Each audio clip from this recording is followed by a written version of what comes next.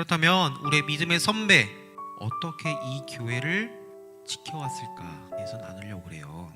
오늘 본문에서 나오는 교회가 어디 교회냐? 요한계시록 2장에 나오는 서만학교회예요. 서만학교회. 근데 이 서만학교회가 그 요한계시록에 나오는 7교회 중에서 어떤 특징을 갖고 있냐면요, 따라해 봅시다. 칭찬만 받은 교회. 이 서만학교회가 동시에 칭찬만 받은 교회로 유명하지만 또 어떤 특징이 있냐면요, 고난과 환난과 궁핍 가운데서도 무엇을 지켰다? 믿음을 지킨 교회예요. 내가 너의 환난을 알아. 그리고 무엇을 알아? 내가 너의 궁핍을 알아. 내가 너희의 환난과 궁핍을 안다고 서머나 교회 안에 있는 환난과 궁핍에 대해서 말씀은 분명히 이야기를 하고 있습니다. 그런데 여러분, 당시 서머나 교회가 있었던 그 지리적 위치의 배경을 쭉 살펴보면 이게 구절에 나오는 환난과 궁핍이 안 어울려요. 왜 안 어울리냐? 서머나 교회의 그 지역에 있었던 그 지역은 어떤 도시였냐면요, 그 도시는 항구 도시였어요. 항구 도시.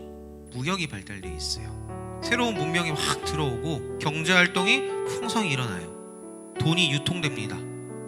부유하게 잘 살아요. 삐까뻔쩍한 건축물이 세워져요. 의술도 발달되어 있었어요. 신문물이 막 들어오는 엄청나게 부유한 도시였다는 거예요. 부유한 도시. 그런데 이 도시 문명이 발달한 이 지역의 서머나 교회는 어떤 상황이 있냐? 가난하대요. 환난을 만났대요. 세상은 잘 사는데 이 교회는 못 산대요. 뭔가 동떨어져 보이는 표현 아니에요? 한 동네에 사는데 얘네는 잘 살아. 우리 동네는 잘 사는데 나는 못 살아. 화려한 문명 속에 있는 환난을 만난 사람, 부유하고 화려한 세상 속에 고난받는 교회의 모습을 오늘 얘기하고 있습니다. 질문합니다. 부유하고 화려한 세상에서 엄청나게 잘 사는 그런 핫한 삶의 장소, 그 환경에서 그들은 왜 그들은 환난을 당했을까요? 그들은 왜 궁핍했을까요? 로마 황제 숭배를 위한 무엇이 있었냐? 신전이 있었던 곳이었어요. 로마가 통치를 하기 위해서 신전을 막 세웠어. 신전을 세웠는데 신전에 세워진 그 지역에 뭐를 놓냐? 돈을 막 쏟아붓는 거예요. 건물도 짓고 새로운 문명을 막 발달시키고 온갖 화려한 것을 그곳에 다 치장을 하니까 로마 황제 신전이 세워진 그 지역은 어떤 거였냐면은 굉장히 핫해질 수밖에 없었던 거예요. 돈이 들어가고 신전이 세워진 그 지역을 여기서 엄청나게 투자를 하니까 그 지역 안에 부가 축적될 수밖에 없었어요. 단순히 로마 황제의 우상 숭배만을 하지 않기 위해서 이들의 믿음이 지켰다는 그 너머를 우리가 봐야 된다는 것입니다. 여기서 말하는 궁핍은요, 그냥 영적인 궁핍감을 말하는 것이 아니에요. 궁핍도 단기가 될 수 있잖아요. 예를 들어서 전사님이 지연한테 아이스크림 깎아를 사줄 돈이 없는 그 정도의 궁핍이 아닌 거예요. 어느 정도 여유가 좀 없어의 그 정도 궁핍이 아니라 여기서 말하는 궁핍은요, 나 지금 먹고 살 것조차도 없는 그 정도의 궁핍을 말하는 거예요. 그들은 왜 궁핍했을까? 정말 먹고 살기 힘든 정도의 궁핍이었어요. 이 부자 동네에서 왜 그들은 먹고 살지 못할 정도로 궁핍했을까? 실제적인 이야기예요. 실제적인 그들의 문제였어요.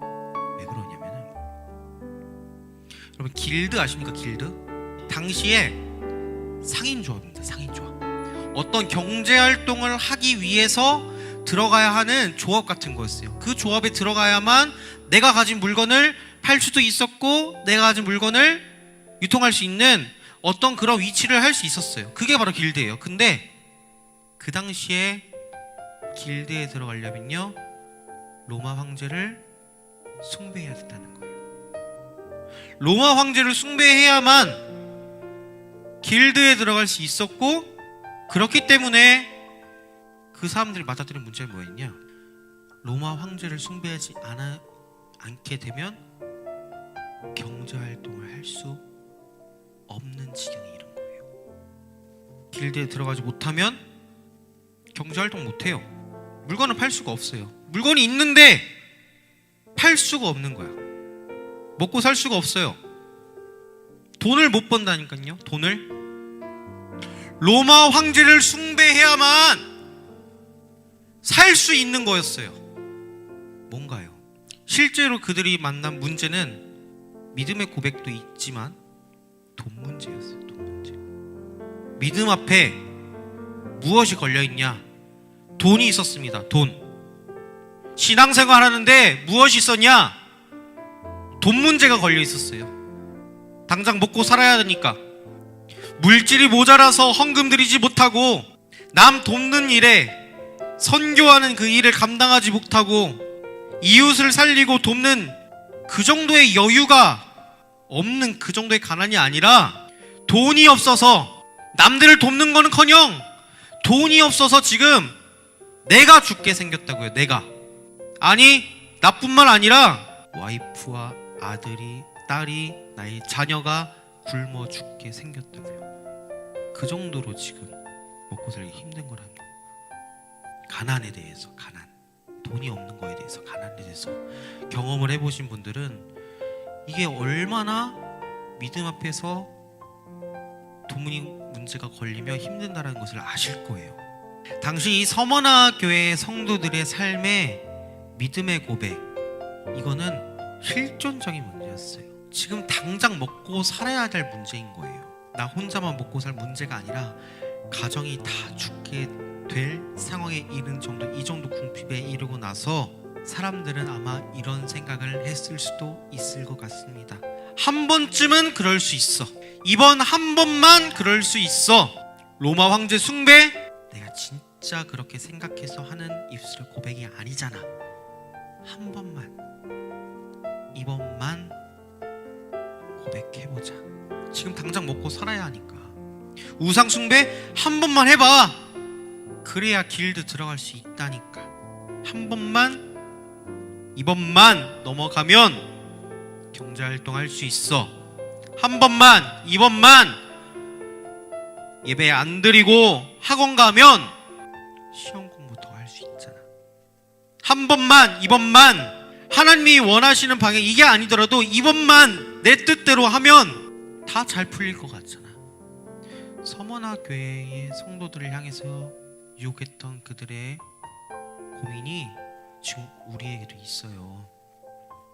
이번만 학원 가면은 나 대학 잘 갈 것 같으니까. 이번만 내가 입시학원에서 조금만 더 노력하면은 성공할 것 같으니까.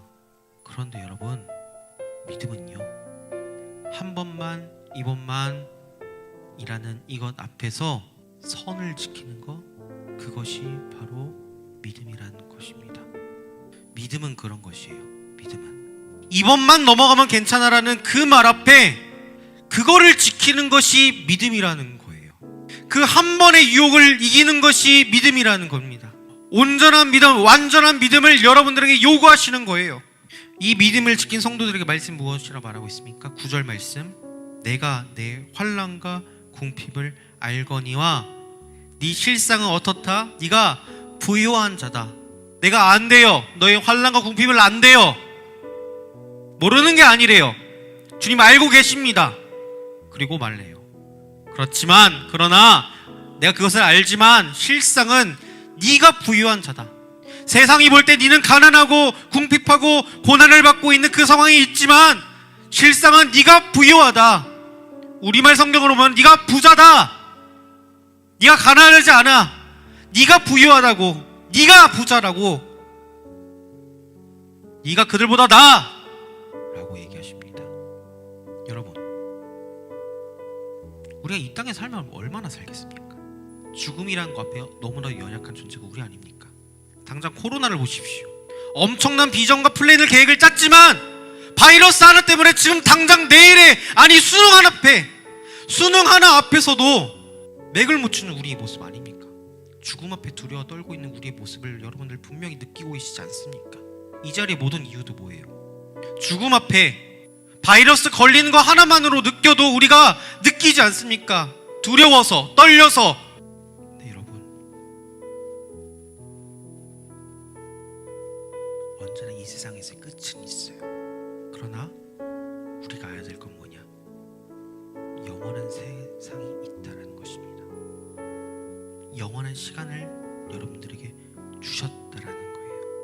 그 영원한 나라가 무엇입니까? 바로 하나님 나라입니다. 하나님 나라.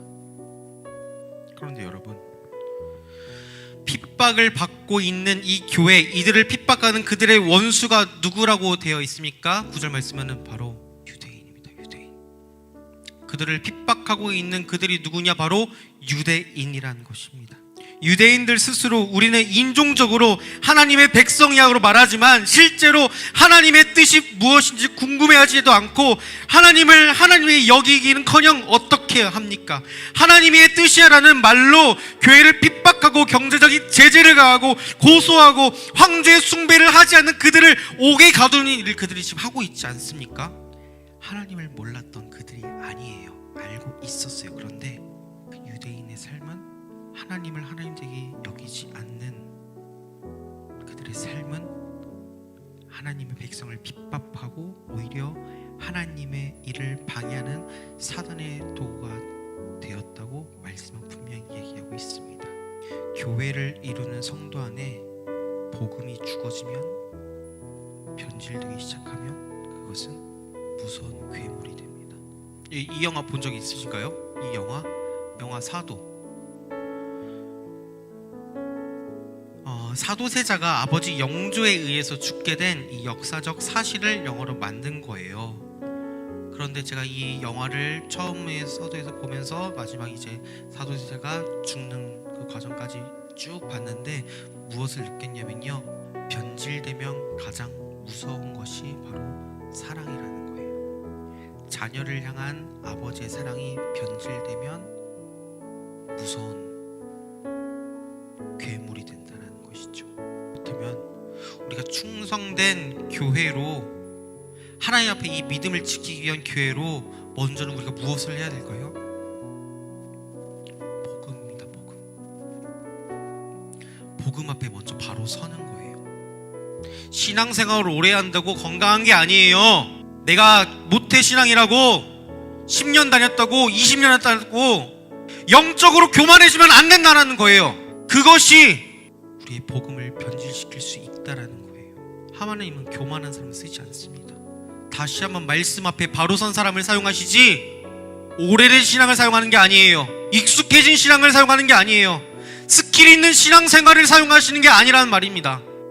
바로 서야 되는 거예요. 오늘 서머나교회를 통해서 우리가 무엇을 보게 됩니까? 서머나교회를 통해서 그들은 실제적인 삶의 문제 앞에 섰을 때도 하나님을 선택을 했어요. 돈 앞에 주눅들지 않고 하나님을 선택했던 사람이에요. 그리고 말씀은 오늘 그들을 향해서 위로하고 너희가 부유한 자라고 얘기하고 계십니다. 말씀, 영화 베테랑 아십니까 여러분? 포스터 띄워주시겠어요? 여기에 보면은 이 황정민이라는 이 사람이 비리를 저지른, 그리고 범죄를 일으킨 유명한 그룹 회장 아들과 뒷거래를 하는 걸 이제 목격을 해요.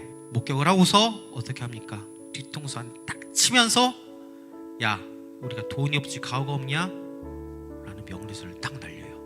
수많은 관객들이 이 명장면을 보면서 통쾌했을 것입니다.